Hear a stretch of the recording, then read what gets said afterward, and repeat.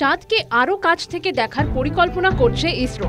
2023-এর August মাসে চাঁদের পৃষ্ঠ স্পর্শ করা ও পরীক্ষা নিরীক্ষার জন্য চন্দ্রযান-3 উৎক্ষেপণ করা হয়েছিল।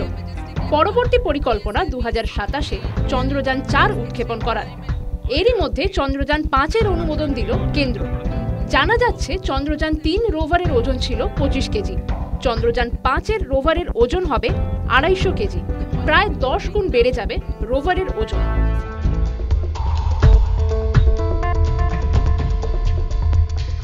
এর আগে 2008 সালে চন্দ্রযান-1 উৎক্ষেপণ করা হয়েছিল, তারপর চন্দ্রযান-2। যদিও তা সাফল্য পায়নি, কিন্তু তাতে থেমে থাকেনি ইসরো। ইসরো পরে 2023-এ চন্দ্রযান-3 উৎক্ষেপণ করে এবং সফলতাও পেয়েছিল। পরবর্তী লক্ষ্য চন্দ্রযান-4, যেটা 2027-এ উৎক্ষেপণ করার পরিকল্পনা করছে ইসরো। এরই মধ্যে কেন্দ্রের পক্ষ থেকে চন্দ্রযান-5-এর অনুমোদন পেল ইসরো। অনুমোদনে খুশির হাওয়া ইসরোয়। News time.